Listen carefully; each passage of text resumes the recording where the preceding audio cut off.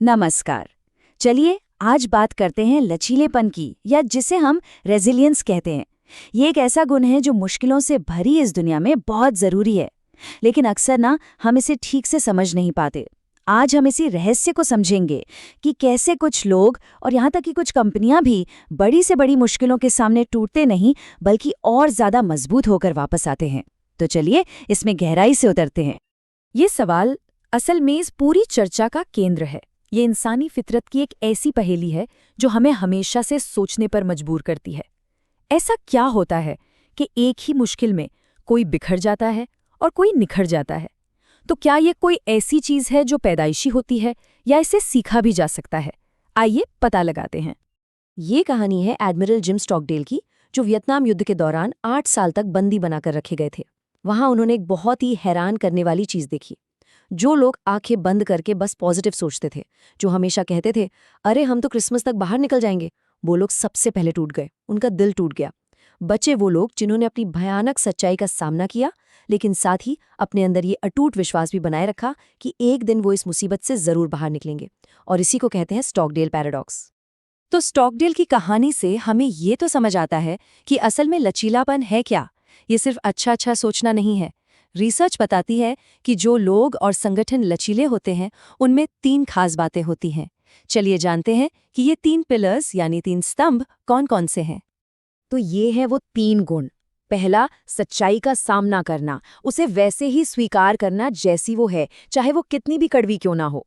दूसरा, मुश्किलों में भी जिंदगी का कोई गहरा मतलब खोजना जो आपको आपकी वैल्यूज से मिलता है। और तीसरा, जिसे रिचुअलाइज्ड इंजीन्यूटी कहते हैं, सीधी सीधी कहें तो जुगाड़ करने की कला।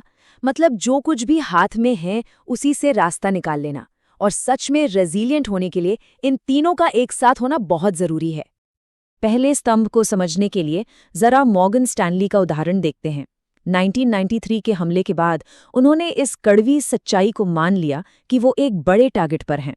उन्होंने इसे नज़रअंदाज नहीं किया।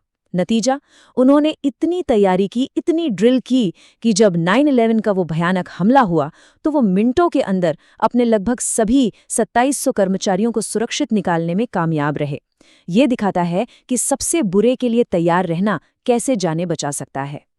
और अब बात करते हैं दूसरे स्तंभ की, मतलब की खोज। विक्टर फ्रैंकल, जो नाजी कॉन्सेंट्रेशन कैंप से जिंदा बचे थे, उन्होंने अपनी उस भयानक पीड़ा के बीच भी एक मकसद ढूंढ लिया। वो कल्पना करते थे कि युद्ध खत्म होने के बाद वो कैंप के मनोविज्ञान पर लेक्चर दे रहे होंगे। सोचिए, इस एक विचार ने, इस एक मकसद ने उन्हें उस असहनीय दर्द से ऊपर उठने की ताकत दी। लचीले लोग यही करते हैं। वो दुख को एक मकसद देकर उसे सहने लायक बना लेते हैं। तीसरा स्तंभ है ये बड़ा ही दिलचस्प शब्द, ब्रिकोलाज। ये एक फ्रेंच शब्द है जिसका मतलब है कि जो कुछ भी हाथ में है उसी से कुछ नया बना लेना, कोई हल निकाल लेना। ये जुगाड़ की कला है, मौके पर कुछ बना लेने की काबिलियत। और सबसे मजे की बात यह है कि इस शब्द की जुड़ें वापस उछलने के आइडिया से जुड़ी हैं, जो कि रेजिलियंस का बिल्कुल सही मतलब है। अच्छा, ब्रिकोलाज का एक जबरदस्त उदाहरण है यूपीएस। जब हरिकेन एंड्रयू ने फ्लोरिडा में सब कुछ तबाह कर दिया तो यूपीएस के ड्राइवरों ने किसी के ऑर्डर का इंतजार नहीं किया। उन्होंने खुद ही रास्ता निकाला, अस्थायी जगहों पर पैकेज सॉर्ट किए और लोगों तक डिलीवरी पहुंचाई, यहाँ तक कि उन तक भी जो अपनी कारों में रहने को मजबूर थे। लचीले संगठन अपने कर्मचारियों को ऐसे ही मौके पर समाधान निकालने की आज़ादी देते हैं। तो ठीक है, अब हम लचीलेपन के इन 3 स्तंभों को समझ तो गए हैं, पर सवाल ये उठता है कि हम इसे अपने अंदर कैसे पैदा कर सकते हैं। अच्छी बात यह है कि इसे बिल्कुल ट्रेन किया जा सकता है। चलिए कुछ प्रैक्टिकल तरीकों पर नजर डालते हैं। तो सवाल यही है कि इस दिमागी मसल को, इस मेंटल मसल को कैसे ट्रेन किया जाए। क्या इसकी कोई एक्सरसाइज है? और जवाब है हाँ, बिल्कुल है। और ये उतना मुश्किल भी नहीं है जितना लगता है। डैनियल गोलमैन रोजमर्रा के तनाव से उभरने के लिए दिमाग को रीट्रेन करने का एक बहुत ही आसान तरीका बताते हैं। ये एक सिंपल सी माइंडफुलनेस प्रैक्टिस है। बस कुछ मिनटों के लिए शांति से बैठना है और अपनी सांसों पर ध्यान लगाना है। जब मन भटके तो बिना खुद को जज किए धीरे से उसे वापस अपनी सांस पर ले आना है। ये अभ्यास दिमाग के तनाव वाले हिस्से को शांत करता है और लचीलेपन वाले हिस्से को मजबूत बनाता है। डेविड कोपिन्स का एक और बड़ा शानदार आइडिया है जिसे वो पॉजिटिविटी पोर्टफोलियो कहते हैं। सोचिए जैसे पॉजिटिव इमोशंस आपकी करेंसी है।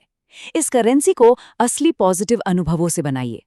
इन अच्छी बातों को लिखिए क्योंकि लिखने से उनका असर बढ़ जाता है।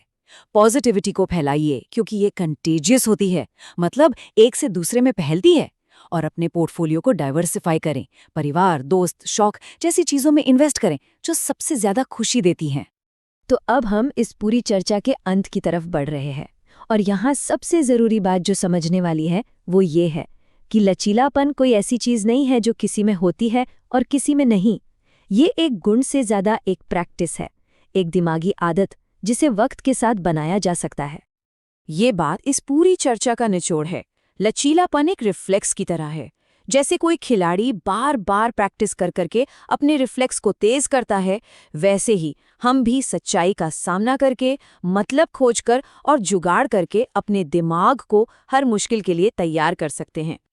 तो आखिर में ये सवाल हमारे लिए है, अगर लचीलापन कुछ होने के बारे में नहीं बल्कि कुछ करने के बारे में है, तो वो पहला छोटा सा कदम क्या हो सकता है जिसे कोई अपने इस दिमागी रिफ्लेक्स को ट्रेन करने के लिए आज ही उठा सकता है?